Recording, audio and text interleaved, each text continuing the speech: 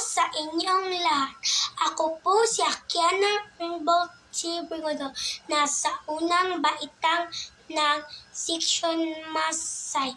Nag-aaral ako po sa Elegan City Central School at ang guro ko ay si Ginang Joan L.L. Carbonell. Kwentong ito ay mula sa asignaturang Filipino tungkol sa pabula. Alam niyo ba ang pabula?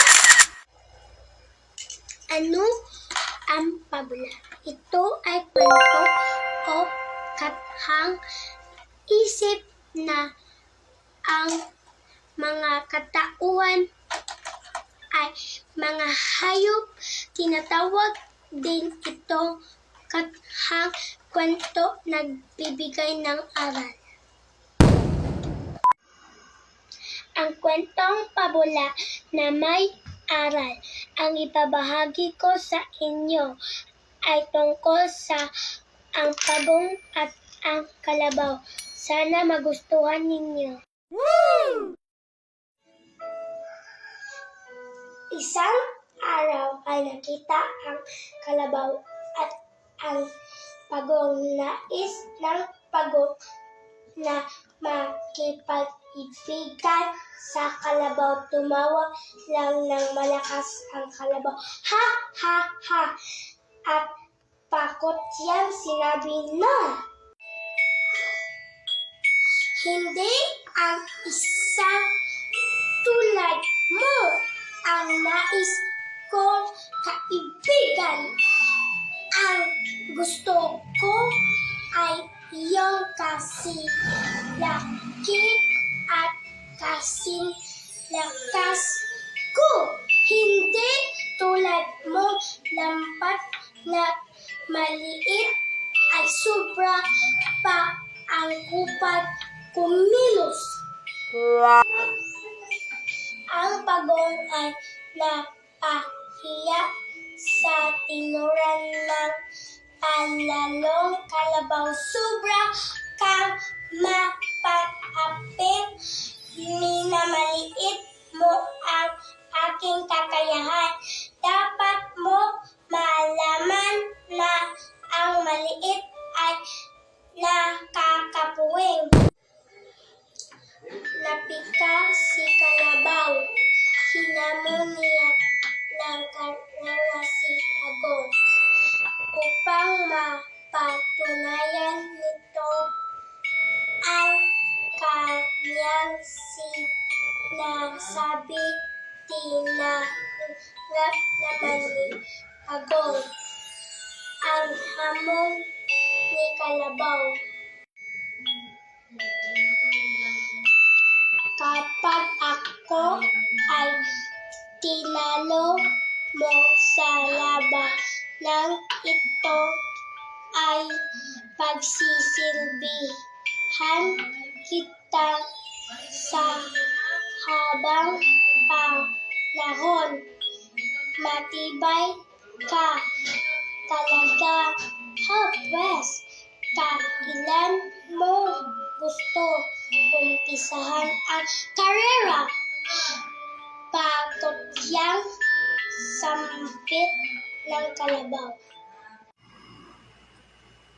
Tuwang-tuwa si kalabaw dahil sigurado na niya talo si pagong sa karera. Malaki siya at mabilis tumakbo. Subalit si pagong ay matalino. Hinausap niya ang apat na kaibigang pagong. Pinapwesto niya ang mga ito sa tuktok bawat bundok hanggang sa ikalimang bundok. Kinabukasan maagang dumating si kalabaw. Tulad ng inaasahan, wala pa ang kalaban nila sa karera. O paano din pa man ay nahuhuli ka na? Ano bang kondisyon ng ating karera? Tanong ng kalabaw. Okay, ganito ang gagawin natin. Ang unang makarating sa ikalimang tuktok ng bundok na iyon ay siya panalo, sabi ng pagong. Tulad ng dapat asahan na tabunan ng alikabok si Pagong na unang sinapit ng kalabaw ang unang bundok, ngunit laking gulat niya ay naroon na ang Pagong na ang akala niya ay ang kanyang kalaban. Nagpatuloy sa pagtakbo si kalabaw hanggang sa ikalawang bundok. Ganon din ang kanyang dinaknan. Mayroon na namang isang pagong. Galit na nagpatuloy sa pagtakbo ang kalabaw hanggang sa ikatlong bundok. Muli ay may isang pagong na naman doon. Ganon din sa ikaapat at ikalimang bundok.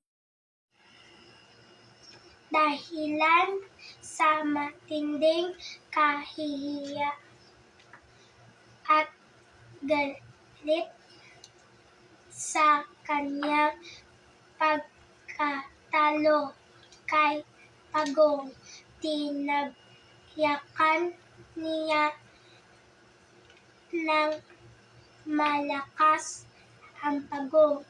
Matigas ang likod ng Pagong kaya hindi ito nasaktan. Sa halip